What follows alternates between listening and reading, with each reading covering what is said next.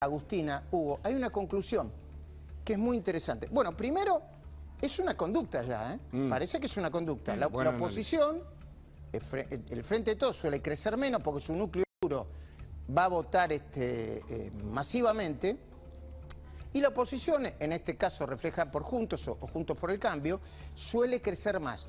Pero cuando uno hace el promedio de crecimiento de Juntos o de Juntos por el Cambio entre las PASO y las generales da un poquitito arriba del 20. Ajá. Y cuando uno hace el promedio, mostrame de nuevo, por favor, el si no lo recuerdo mal, es 7,3. Mirá, aproximadamente, sí, un poquito más de 7. Ahí ¿no? está. 7,3.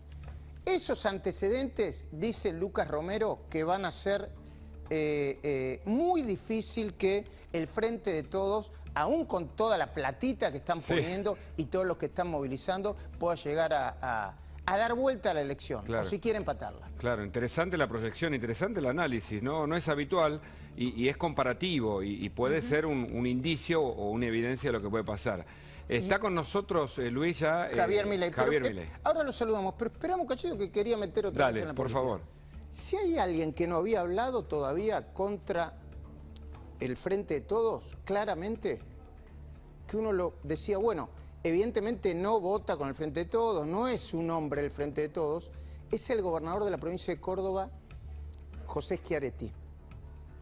Y hoy habló, criticó al gobierno anterior, al gobierno del Macri, con el que él se lleva muy bien, pero criticó su política, y también criticó por primera vez al gobierno de Alberto Fernández y Cristina Fernández de Kirchner. A mí me parece, para el peronismo, un dato político fundamental. ¿Lo escuchamos? ¿Lo vemos? Por favor, claro. Ninguno de los porteños que vienen tampoco dicen nada sobre la economía. ¿Saben por qué? Porque fueron un desastre los dos últimos gobiernos, el anterior y el actual, en relación a la economía, y ahí está la pobreza, el desempleo y la miseria que hay en el país. Nosotros, como hacemos por Córdoba, le dimos gobernabilidad al anterior presidente y al actual presidente. A los dos le votamos las leyes que ellos decían precisaban para gobernar. Pero los dos chocaron el país y va siendo hora de que aparezca el interior profundo. Va siendo la hora del interior federal. Por eso les pido, voten por Córdoba. Qué bárbaro, qué declaración. Y de paso saludamos a Javier Milei, que ya está con nosotros, como decíamos, y vamos a escuchar a Feletti. Javier, ¿qué tal? Buenas noches. ¿Qué tal, Hugo? ¿Qué tal, Agustina? ¿Qué tal, Luis? El control de precios, ¿eh? Hay una información, bueno, no es información del último momento, son declaraciones de último momento de esta mañana, ¿no? De Roberto Feletti. ¿Roberto Feletti habló con algún medio crítico? Me parece que no. No, con los medios hegemónicos K. Con Radio 10. A ver qué dice Feletti. Ah, para. Guarda que se mete con Guzmán, ¿eh? Esto tiene que ver con la interna se mete con Guzmán. Lo empuja, más bien, a Guzmán a su juego. Mirá. Yo me encontré con un ministro de Economía muy comprometido con la Argentina, muy compartiendo esta visión de que, bueno, hay una élite que juega en contra del país, que va afuera, dice que todo está mal en la Argentina, hacia los inversores, crea un clima anti-argentino. Y entonces, Javier... Una élite que juega en contra del país, dice. A ver, esto es muy simple. Si fueran datos así tan negativos, a ver, ¿qué cree que se vive? La época de las cavernas. Es decir, cualquier persona puede saber lo que está pasando en otro país, digamos, o sea, Feletti, existe internet. O sea, y te podés enterar, o sea, no es que, digamos, uno va y cuente este tipo de cosas, o sea, es algo que se conoce y en realidad, si aquellos que van y llevan esta visión pesimista están equivocados, hay una oportunidad de negocios bárbaros, así es que les va a terminar yendo muy mal, con lo cual, por lo tanto, ¿cuál es el problema? O sea, ¿cuál es el problema? Que vos digas lo que se te ocurre. Pero el problema, ¿sabes cuál es? Que la economía argentina está al borde del estallido. Argentina tiene las condiciones objetivas para tener un estallido muchísimo peor que el del Rodrigazo. Y voy a hacer algo muy duro, y esto sí es duro, porque las condiciones de pobreza e indigencia, cuando estalló el Rodrigazo, arrancó con pobreza en torno al 4 o 5%. 1975. 1975. Celestino Rodrigo, claro. Claro, que lo que hace es estallar el plan de inflación cero de Helmer, que básicamente de qué trataba justamente de control de precios, seguir haciendo déficit fiscal y financiarlo con emisión monetaria, como terminó con un estallido brutal. Bueno, esto y con un reconocimiento, Rodrigo, de que no funcionó el plan.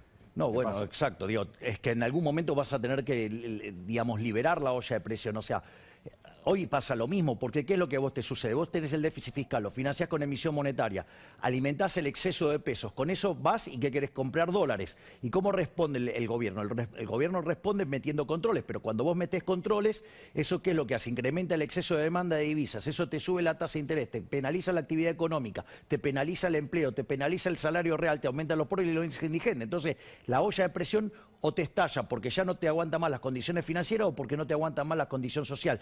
De una manera u otra la cosa va a explotar. O sea, Ahora, Roberto Feletti habla de élite, es una declaración para mí política, ¿no? Para hablar de los formadores de precios, para buscar un enemigo Claro. Y un chivo expiatorio ante una situación que está descontrolada. Bueno, pero eso es absolutamente grave por varias cuestiones, Luis, porque en el fondo, si él está hablando de formadores de precios, quiere decir que no entiende la naturaleza de la inflación. ¿Por qué? Por un lado, porque en realidad los formadores de precios, si existiera tal definición, digamos, supongamos que alguna parte de la teoría económica la avala, no a la que diero yo, es un problema de nivel de precios, pero la inflación es la tasa de variación del nivel de precios.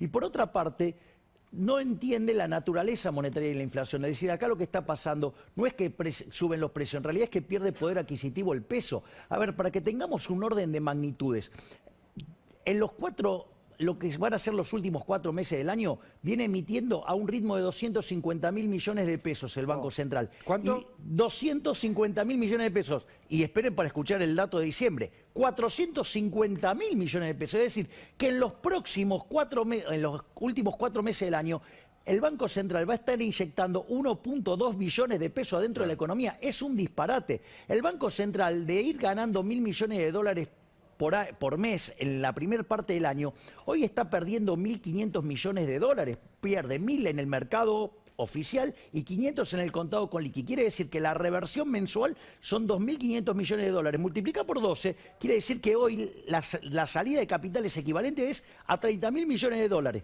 Las reservas netas están cerca de cero. El año que viene vencen 25.000 millones de dólares. Game over, está terminado. Y el esto. dólar por eso también en parte se dispara, como decía recién Luis, puede llegar a 200 incluso. Pero es que en realidad el dólar no tiene techo porque el peso no tiene piso. Es decir, vos estás emitiendo, A ver, emitiendo. perdón.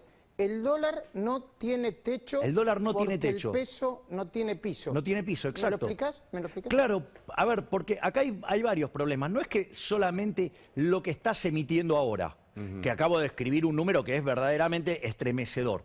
Cuando yo tomo la base monetaria, que es el dinero que tenemos todos nosotros en la mano, por decirlo de alguna manera, sí, más la parte de los encajes de los bancos, ese número tiene un número 1,5 veces guardado en LELIX y PASE, o sea, algo que es emisión monetaria futura, que en caso de haber un pánico... Es una bomba, las LELIX son una bomba de tiempo. Exactamente, y que depende de que la gente se asuste. Si la gente se asusta y va y corre a los bancos, o sea, los bancos ¿qué van a hacer? Se van a dar vuelta, le van a pedir al Banco Central que le emita para poder financiar la corrida y con eso, o sea, vos podés estar multiplicando Pero me con parece eso... que lo que está haciendo en este momento, no sé si mucha gente, es ir a comprar dólares. Por eso llegó el viernes a 195 y se espera que los próximos días quizá pase el número simbólico y muy preocupante de 200 pesos. Pero es que no lo pueden parar de ninguna manera, Luis, este es el punto. ¿Sabes por qué?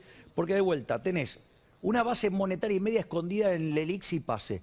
Tenés el déficit fiscal, que es una base monetaria más. Ajá. Y además tenés con lo cual podés estar multiplicando la cantidad de dinero por 3,5 veces. Y por otro lado tenés un sobrante monetario de 3 veces. 3 por 3,5 es 10,5. Quiere decir que hay una inflación reprimida de 950%. ¿Reprimida por qué? Porque en realidad, si vos porque ¿qué es lo que hace el control de capitales?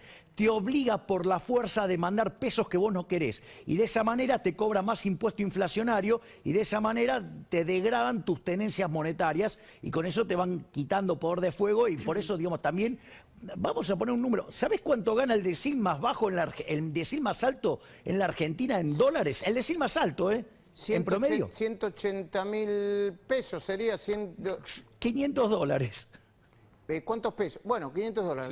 5 por 2. No, pero no, por eso. Pasarlo a dólares. Sí, Ya sí, está, ya está. O sea, vivimos en un país miserable, por eso tenemos, o sea, por ejemplo, hoy te dan las cifras de pobreza del INDEC, 40%. Pero si vos corregís por aquellos que no tienen acceso a luz, a gas, al agua, ese número trepa arriba del 55%. No, y los planes. No te olvides la variable planes ahí que juega, ¿no? Está bien, pero a lo que voy es...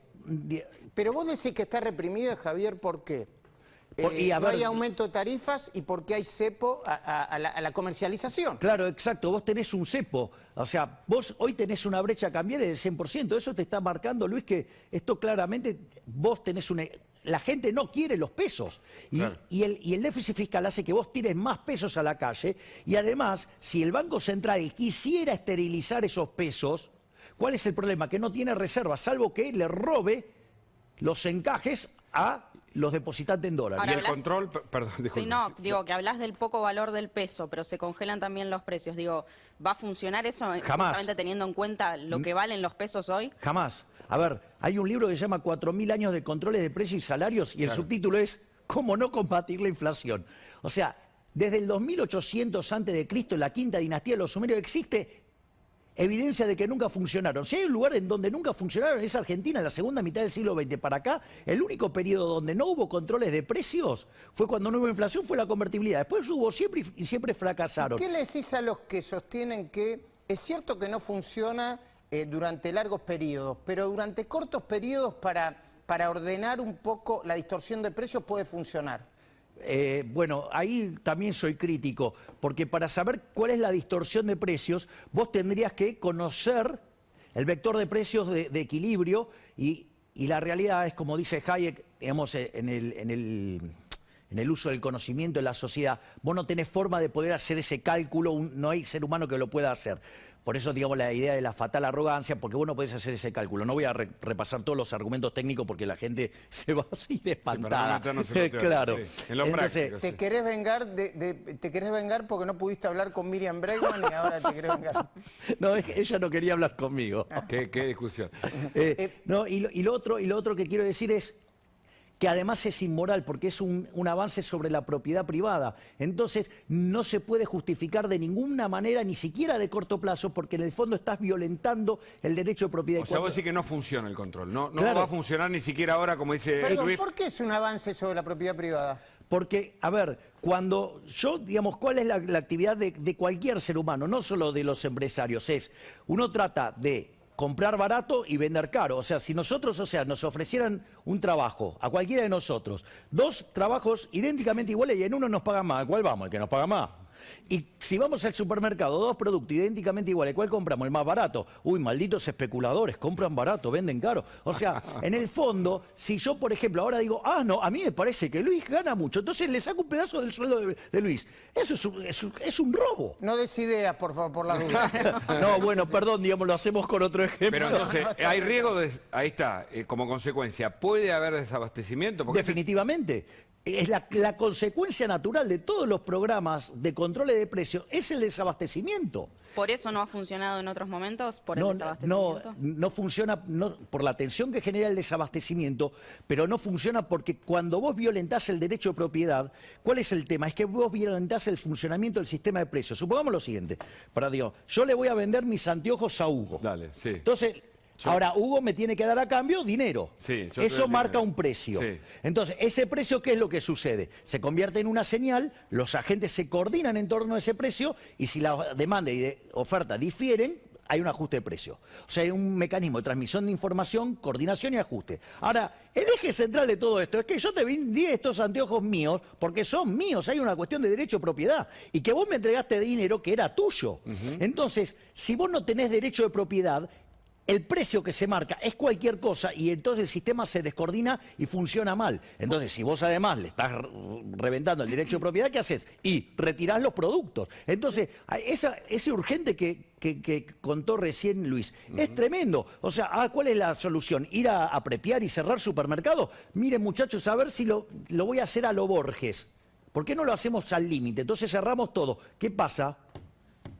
mañana no tenemos que comer, a los 3 días estamos muertos. Pero por favor, ¿por qué no pueden usar un poco el cerebro para ¿Y pensar? los intendentes recorriendo los supermercados? Me parece una foto espantosa que significa que gran parte de la corporación política no entiende la naturaleza del problema. Lo que pasa es que lo fácil es echarle la culpa al otro. Y eso es Keynes.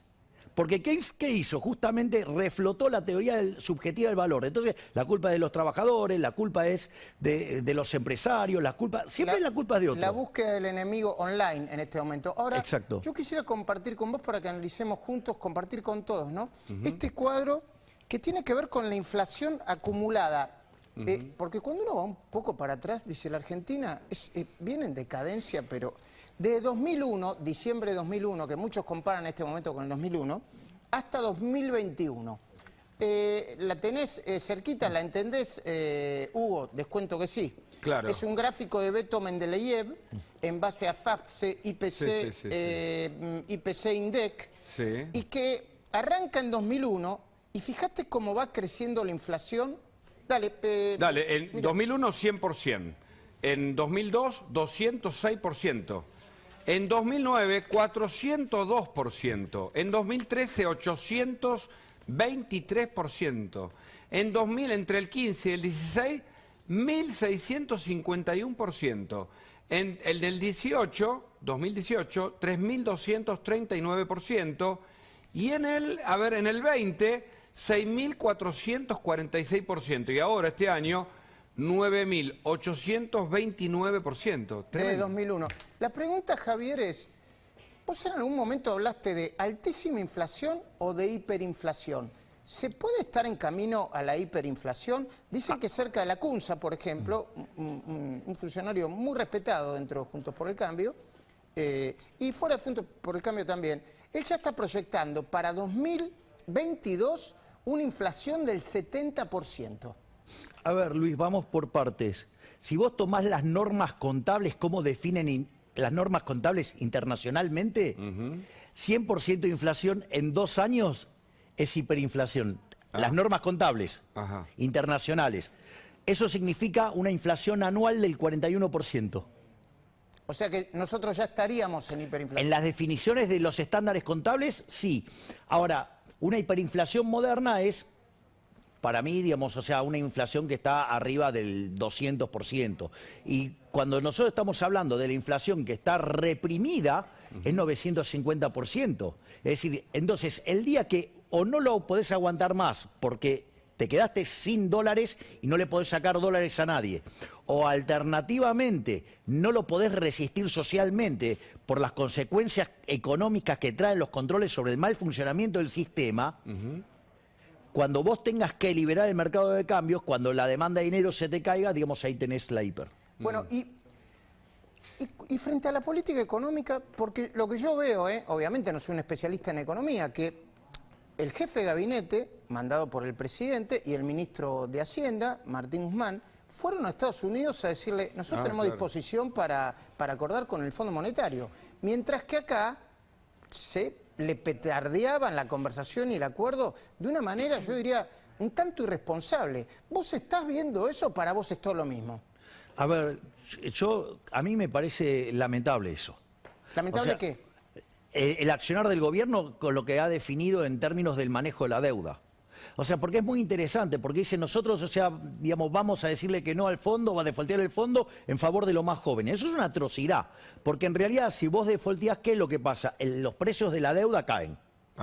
Al caer el precio de los títulos de deuda, ¿qué pasa? El riesgo país sube, o sea, la tasa de interés es más alta. Si la tasa de interés es más alta, la acumulación de capital en la economía cae. Por lo tanto, la productividad cae, por lo tanto, los salarios reales se destruyen. Es decir, que en realidad eso es una forma de empobrecer a la gente, no de hacerla más rica. Es todo lo contrario.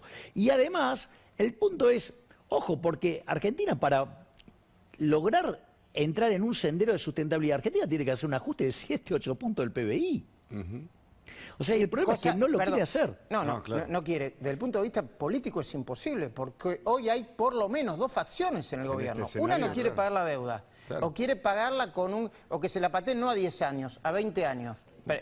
Y los otros dicen, bueno, queremos arreglar, pero no está claro tampoco cómo quieren arreglar. Bueno, pero el problema es el siguiente. A ver, yo voy a hacer la descripción de por qué esto está a punto de estallar y qué es lo que va a pasar en 3 escenarios posibles. A ver.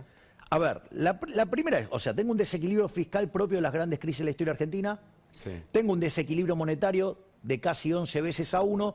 Tengo un desequilibrio cambiario enorme porque tengo, o sea, una brecha del 100%. Tengo 40% de pobres, tengo 11% de indigentes. O sea, y si yo sigo con este modelo que emito Perdón, dinero... ¿tengo lo que tenía en 2001 o peor? ¿En diciembre de 2001 o peor?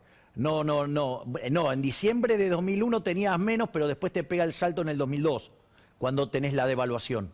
Porque ¿qué es lo que pasa? Cuando vos devaluás, como los precios de los commodities están dados, el precio de los alimentos está dado en dólares, te aumenta el número de pobres, te sube sustancialmente. Que esa es la parte, digamos, que se va a venir cuando vos esta situación no la puedas sostener más y termines sincerando los precios, vas a ver una explosión de pobres como nunca vista en la historia. Perdón, ¿y los precios se van a tener que sincerar? O sea, o se sinceran o sí o sí. Pero es que tarde o temprano se tiene que sincerar, Luis, porque si no, digamos, si no vos descoordinás el sistema y el costo social tampoco lo podés aguantar. Entonces lo que vas a tener es una explosión mucho peor después. Entonces, frente a este desequilibrio que vos lo tratás de sostener con déficit fiscal emitiendo, esto explota. O sea, si no haces nada y lo mantenés así, explota.